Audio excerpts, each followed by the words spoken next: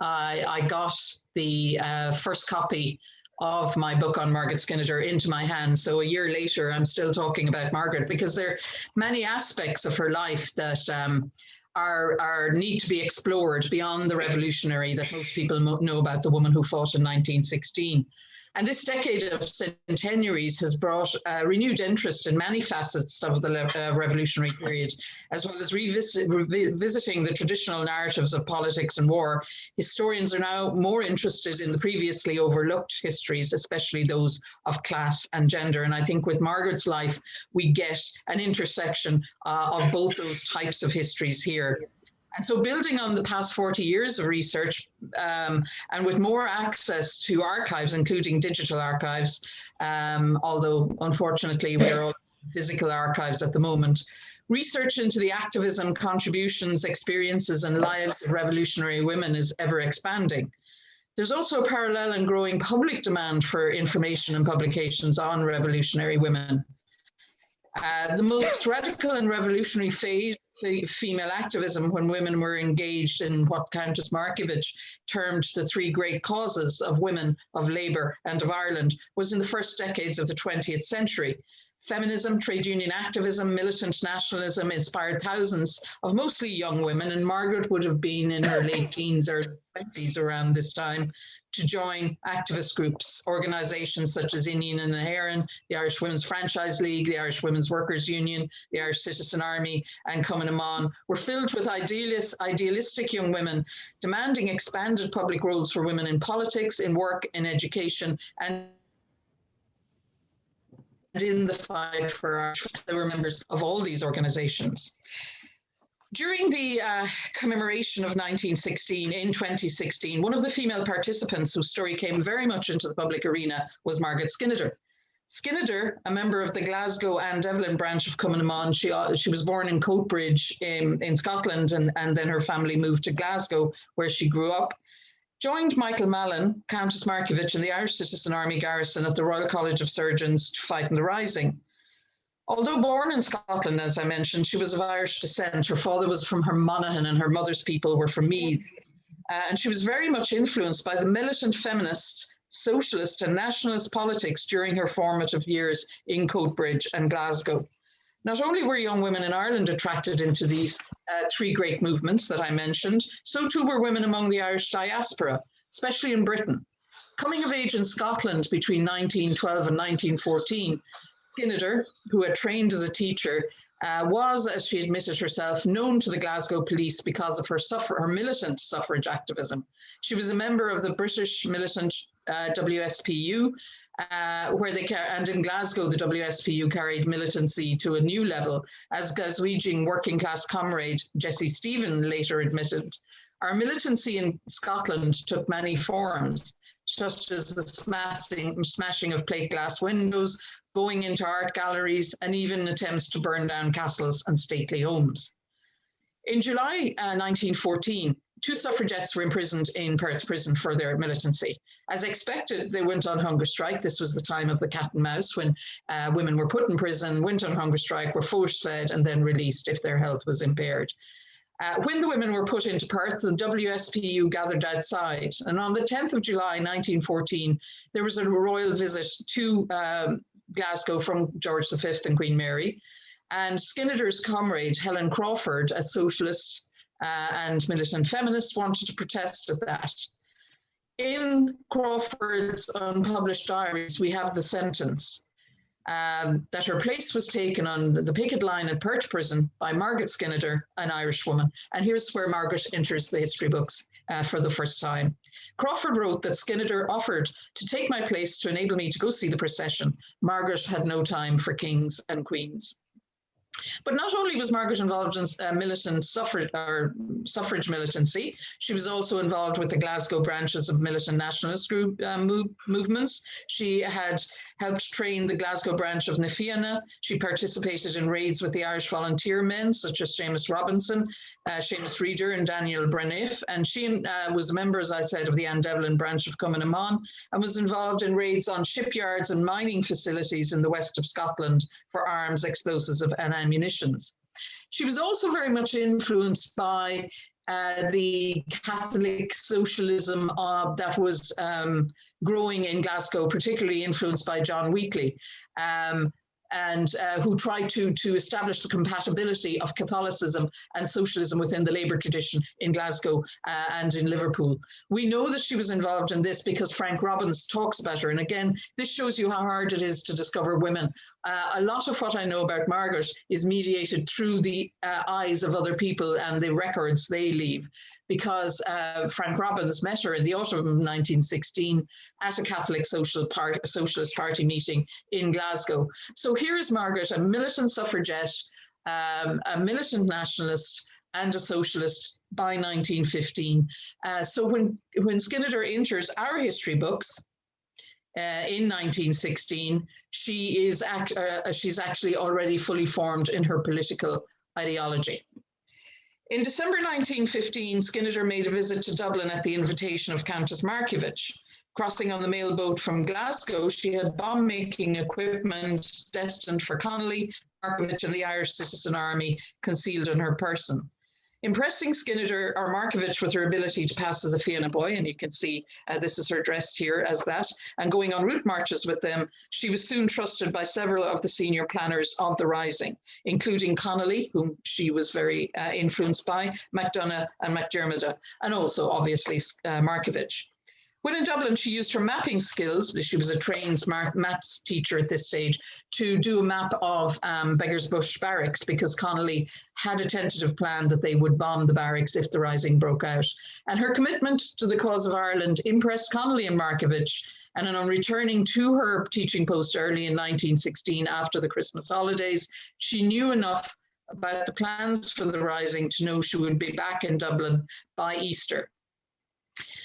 On her visit to, I think her visit to Dublin in 1916 is interesting in that we see here that the people she is associating with are not Cumann Mon, although she is a member of Cumann Mon in the Anne Devlin branch in Glasgow.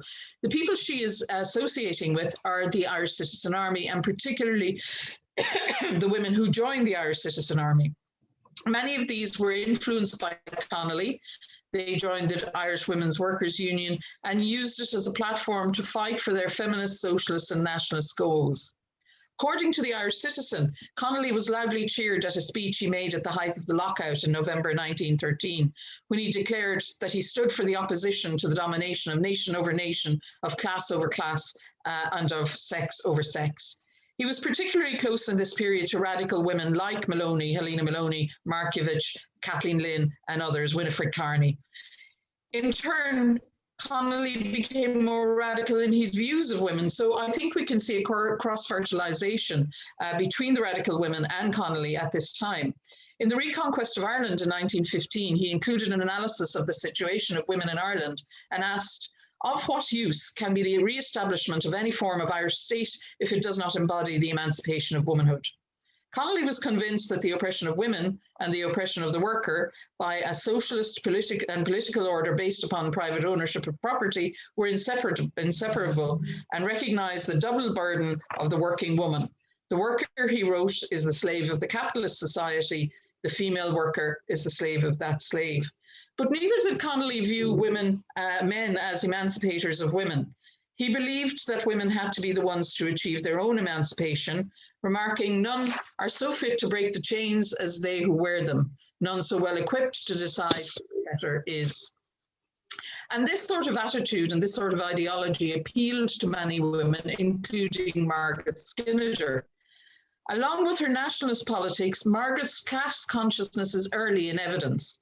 In her 1917 memoir, Doing My Bit for Ireland, which she writes when she's in America with the Republican Women's Tour post-Rising, she talks about her first visit to Ireland in December 1915. As well as her introduction to the future leaders of the Rising, Markievicz, whom she stayed with, took her on a tour of Dublin. And when she asked Skinnider what she'd like to see, Margaret replied she wanted to see the poorest, the very poorest part of Dublin. And in Doing My Bit for Ireland, she says that Markievicz took her to Ash Street.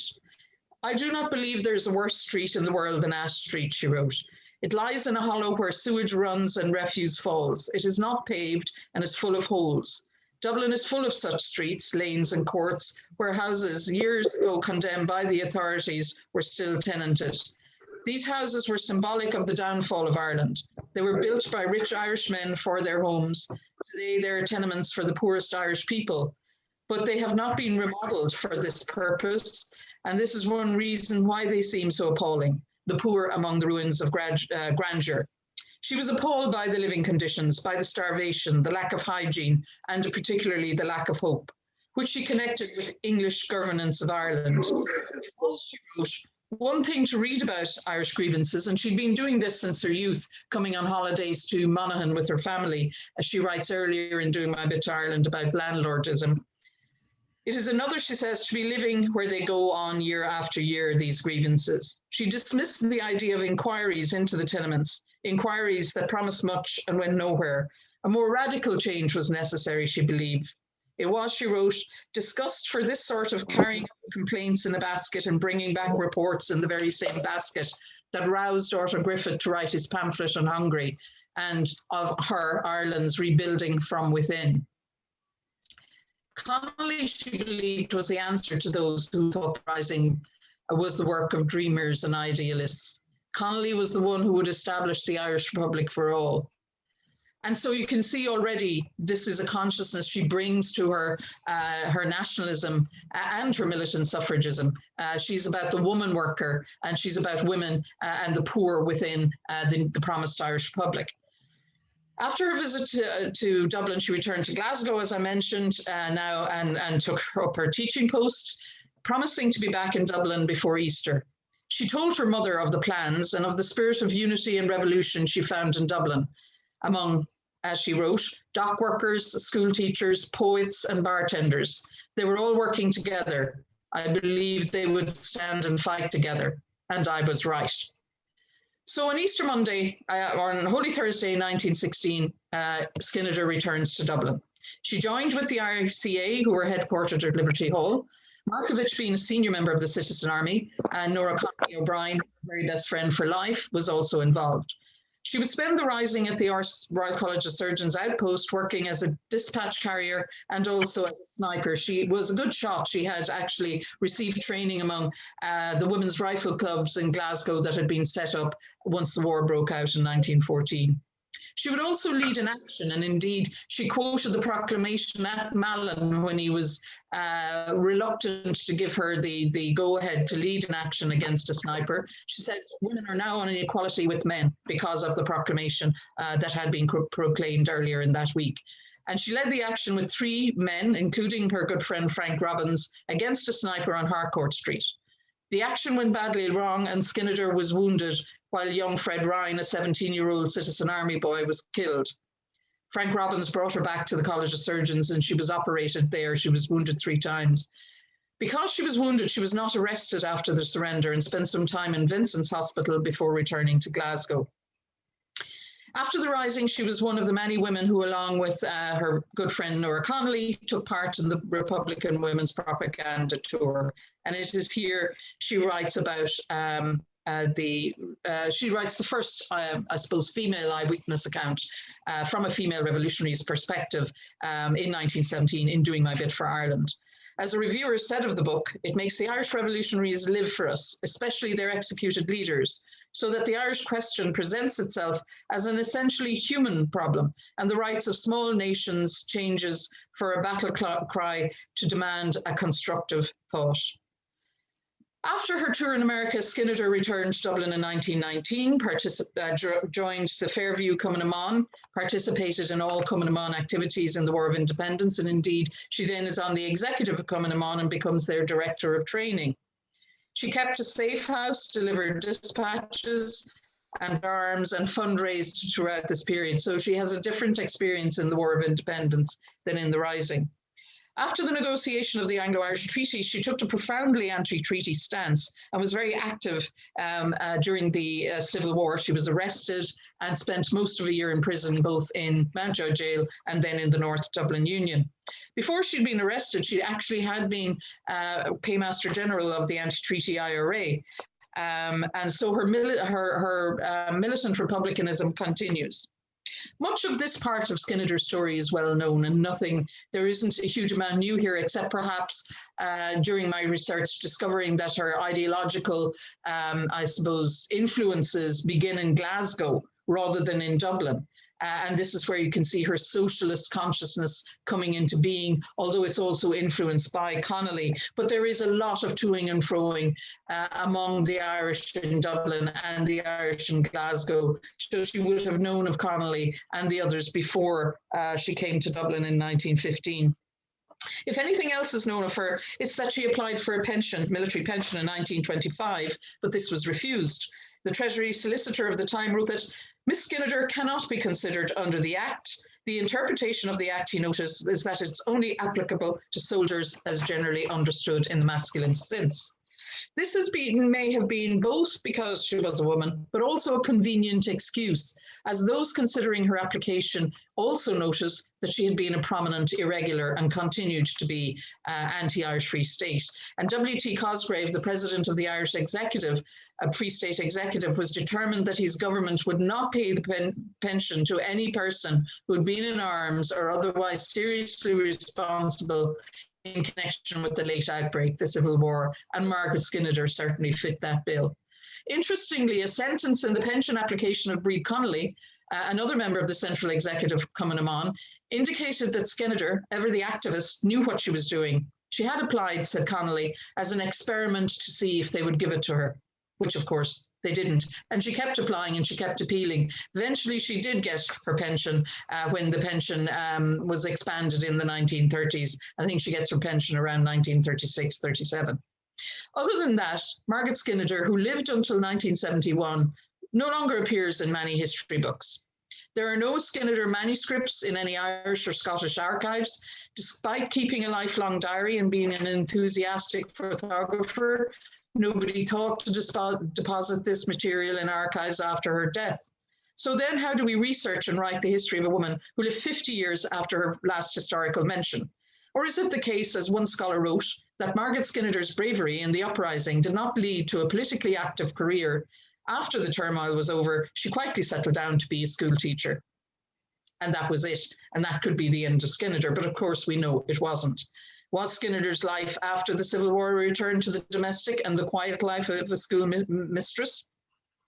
Feminist scholars often talk about the many and divergent methodologies necessary to unpack the whole life cycle of a female subject, particularly one lacking a personal, accessible archive. We have to do a detailed exploration, as Barbara Kane wrote, of individual lives, one, to gain awareness of the complexity and diversity of female lives, of the impossibility of reducing it to a set of particular demands or campaigns, and of the need to see it in close relationship with a whole range of familial, religious, social, political, personal ties, beliefs, and values. So to write the entire life cycle of a female subject, the public and the personal are intertwined and of interest to the scholar, and by understanding this, the biographical subject's life can be given form and substance. Lacking a personal archive or few personal traces or sources, we must research around the subject to reconstruct a life from fragments, traces, silences, subtexts, and absences. And this is what I've tried to do with Margaret Skinnider, because between the last mention in the 1920s and her death in 1971, she certainly had a very active life. And so it was with this post-revolutionary life. Certain aspects of her life appear in short biographies. She did return to teaching. In 1928, she had secured a position at the Sisters of Charity Primary School in King's Inn Street in Dublin and remained there until retirement in 1959. She was a member of the Teachers' Union, the INTO, and became its president in 1956. She died in 1971 and was buried in the Republican plot beside her old friend and Irish Citizen Army comrade, Countess Markievicz, in Glasnevin Cemetery. She never married.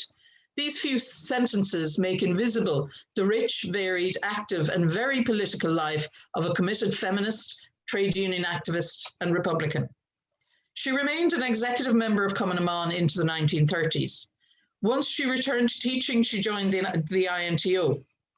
As she said to Nora Connolly O'Brien, she would not tolerate any teacher in her school not being a member of the organisation. She is a firm believer in trade union membership. She became more involved in politics and trade union activism towards the end of the 1920s. She always remained close personally and politically with Nora Connolly O'Brien and was part of the short-lived Workers' Party of Ireland, which Connolly O'Brien had co-founded with her brother Roddy in 1926. Like Markievicz, she may have felt it necessary to step back from Cumann na mBan when she joined other political organisations. Unlike Markievicz and other comrades such as Kathleen Clark and Hannah Sheehy Skeffington, she felt there was no ideological place for her in Fianna Fáil. In many ways, her politics continued to be more in line with the Republican socialist politics she first espoused in Glasgow and which she had always admired in James Connolly. In 1919, she'd been a member of the committee which tried to set up the James Connolly Labour College. The Socialist Party of Ireland, for which she was also a member, was instrumental in setting up the college. In the watchword of Labour, an appeal for lecturers in the college advised that a working class outlook was an essential requirement. In the 1920 April-May edition of the Irish Citizen, the writer bemoaned the fact that not many working class women ever attended the college, especially as there was no sex bar in the classes and several women were on the management committee, including Margaret Skinnider. Unfortunately, the Labour College never recovered from a raid by the British military on its building in 1920 and classes ceased. These activities were an indication that Skinnider's politics continued to be socialist in outlook, and it was among the more left-leaning socialist and trade union activists that she found her political home in Ireland. The Workers' Party of Ireland had several old friends in it, including Maud Gonne McBride, Charlotte Despard, and Connolly O'Brien. The party, for whom on whose provisional committee she was a member, sought to recruit members of Sinn Féin who were disillusioned by the split, but not inclined to join Fianna Fáil. Among its aims were the establishment of a workers' republic based on the Workers' and Farmers' Council, an organisation of a workers' party based on recognition of the class struggle, a progressive agrarian policy linking working farmers with the labour movement, a political party that will secure the only actual workers accepting the party's principle and would be elected to the national and local bodies, and educational policies aiming at the establishment of a workers' labour college. And as you can see, this is where she is heading. In October 1927, she managed to get some work as a substitute teacher. The party dissolved, however, in 1927 after its failure to supplant James Larkin's Irish Workers' League as an affiliate of the Communist International, and Skinnider was once again without a political home. In October 1927, she managed to get some work as a substitute teacher at the Sisters of Charity National School in King's Inn on Dublin's north side. She had not taught since March 1919, but she was now given 6 months in the school. Finally, she could return to her old occupation. In October 1928, she received a full-time appointment where she became one of 19 women on the staff. Laywomen, that is. In line with her socialist politics, one of the first things she did, as I mentioned, was join the INTO.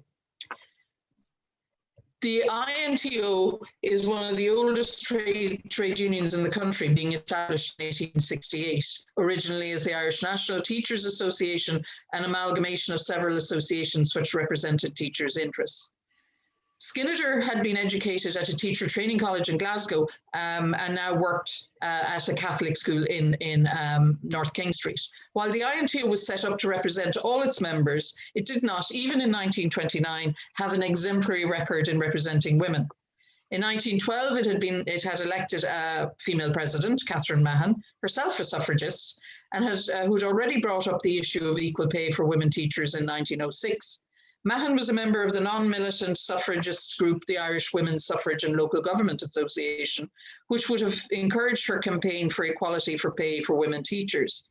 In 1906, she attempted to get an equal pay resolution through the INTO's annual Congress.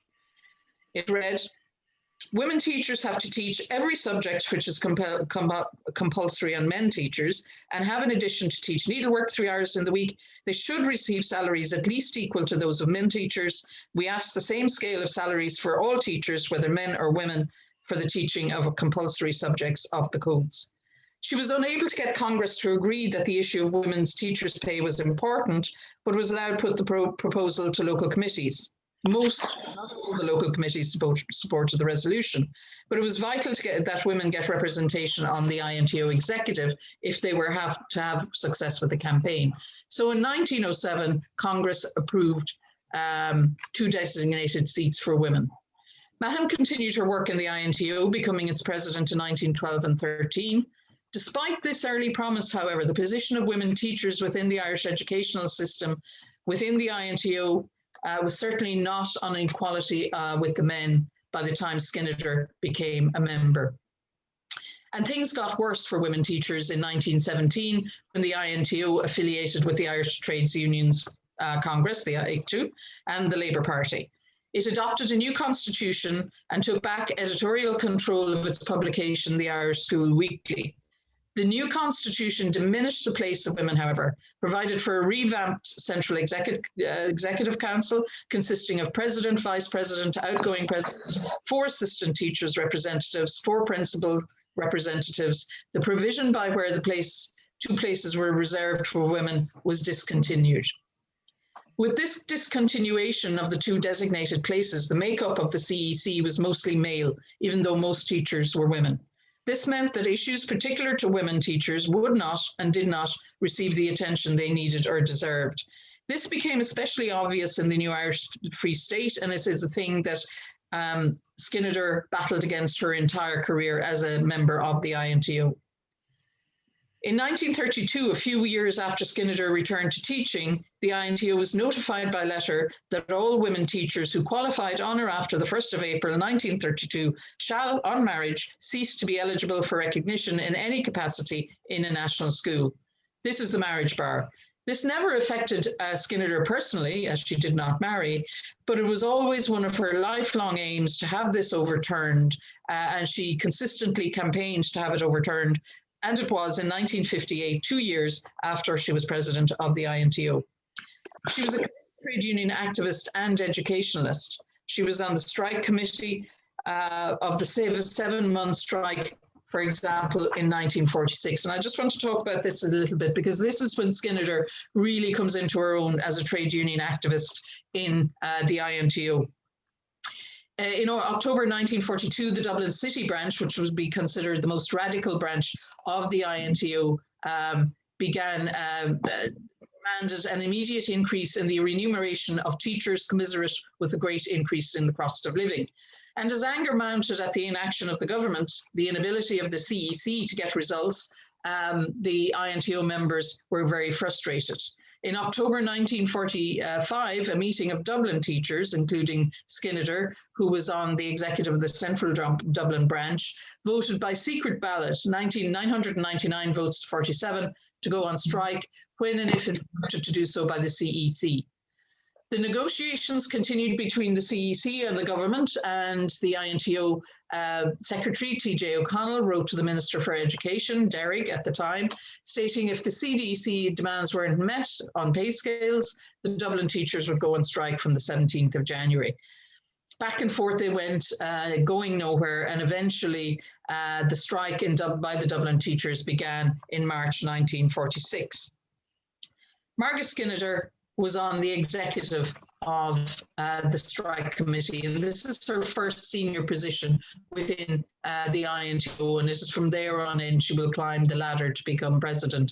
And if you look at the photograph on the right on your screen, she is one of the number of women in the front.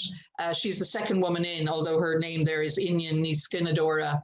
That is Margaret Skinnider. That's her Gaelicized name.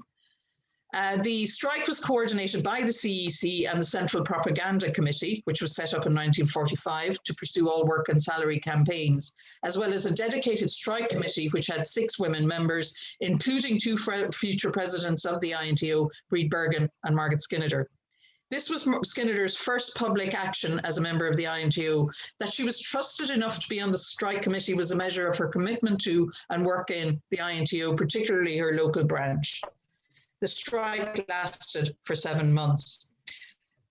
Support came from many organisations for the strike, including the Women's Social and Progressive League, the Irish Housewives Association, other trade unions, including the Irish Women Workers Union, and importantly, they received support from parents' groups. They also drew support from a new political party, also launched that year, Clann na Poblachta. And interestingly, a lot of teachers then joined Clann na Poblachta. With the strike showing no signs of ending, the INTO met for its 48th Congress in April 1946, where 70,000 children were now out of school.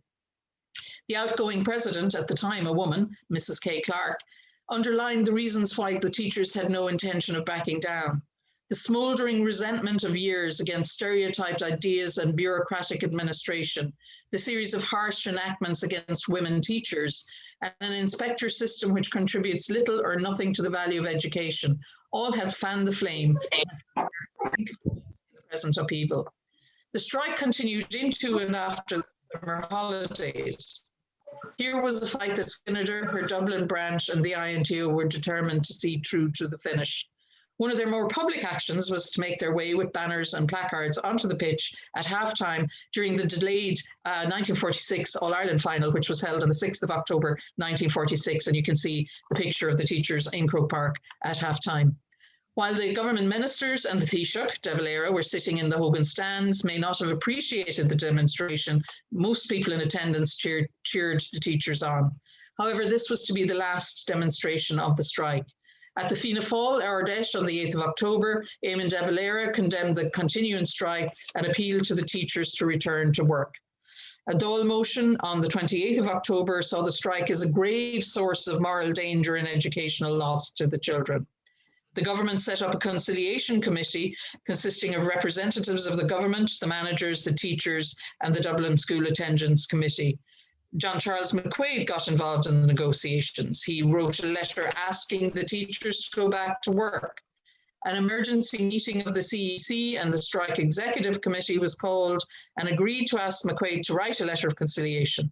That evening, the CAC, the other strike committees, and the Dublin branch committees, of which Skinnider was a member, were called in and told the strike was off. All teachers were to report to duty to their schools on the 31st of October. The inconclusive end to the strike led many teachers to distrust the mainstream political parties, and many, like Skinnider, were now attracted to a new political party, Clann na Poblachta, which offered a revivalist form of republicanism allied to social reform. She was joined by several revolutionary comrades in Clann, including Sheila Humphreys, Kathleen Clark, Kathleen Brua, and Kathleen Barry Maloney. She was soon electioneering for Clann, and it seemed Margaret Skinnider couldn't join any organisation without becoming an active campaigner in it, and was elected to its central executive and ran in 1950 as an unsuccessful candidate for a seat on Dublin Corporation. She felt she was unsuccessful because she'd actually campaigned under her Irish name, which people didn't recognise, so they didn't vote for her. In 1949, a representative committee on teacher salaries was set up on the chairmanship of Judge B. Rowe, the Rowe Commission. Skinnider was one of 6 INTO members on the commission. The report, which was delivered in May 1949, recommended a common pay scale for men and women teachers with a marriage allowance for married men, an additional bonus for those with honours degree. And this is something Skinnider had been campaigning for since she first joined the INTO in the late 1920s. Her INTO career flourished into the 1950s, and she became a well-known national figure in trade union activism. Several areas of policy drove her involvement in the INTO, including the removal of the marriage bar, equal pay and university training for all teachers, a common salary scale, and a common retirement policy. She was regarded as an innovative and engaging teacher, campaigning for all pupils, including those with physical or intellectual impairments, to have equal access and equal opportunities in school. She was concerned with the impact that hunger and bad housing conditions and poverty had on children. Delinquency and vandalism, she felt, should concern teachers and parents, and she was emphatic that parental responsibilities were uppermost. In one speech, she said, "It was time we spoke about the rights of teachers and the duties of parents." In 1956, she was elected to president of the INTO, and in July of that year, she left for 2 months to represent the INTO at the organization, the World Federation of Organizations of Teaching Organizations in Manila in the Philippines. When she made her presidential address in INTO Congress in Killarney in 1957, all her ideas about the profession and the role of the teacher were on display. She knew that teachers were depressed and stressed by low wages, overcrowded classrooms, and veiled threats of dismissal. So teachers should belong in a profession that must not be controlled by a tyrannical pressure. They were, she said, entitled to their academic freedom, to responsible participation in scholastic efforts, to the respect in community, and to remuneration to enable them to maintain standards proper to their position as professional men and women. The good school, she said, did not have to be a palatial building, but it does mean having thorough, competent, and properly trained teachers with every intellectual qualification for the all-important task of forming the citizens of the nation and the citizens of heaven. The speech reflected her dearly held teaching ideologies: proper and equal pay for teachers, including the women teachers, proper training and development for teachers, an adequate work environment where teachers could educate the youth of Ireland, all the youth of Ireland. She was very concerned that all be included for the cause of Ireland. Skinnider retired from teaching and from the INTO in 1959, and this is her with INTO Women. She is the second from the left on the front row with the glasses. But she did not retire from activism. In 1960, she was appointed the first chairperson of the Women's Advisory Committee set up by ICTU to advise the Executive Commission of ICTU on issues relating to women in trade union movement. She had begun her activist career in 1912 as a militant suffragette. She was now ending it as second wave feminism was beginning, still fighting for the rights of women and especially for the rights of women workers. The role of the Women's Advisory Committee was to advise ICTU on trade union membership among women workers generally, and on economic, industrial, and social matters of special concern to the women workers. She gave a speech, again, just as she was stepping down as a member of the Women's Advisory Committee, and she felt that an independent movement for women was needed in Ireland because they were not gaining the equality that had been promised in the proclamation in 1916. A close look at the life of Margaret Skinnider using archival material from a multiplicity of sources which fill the gap left by absence of any archive, has revealed a woman committed to fight for causes, three great causes, particularly Ireland, women, and workers. And if you want to know more about Margaret Skinnider, my book in the Life and Time series is available from UCD Press now. Thank you.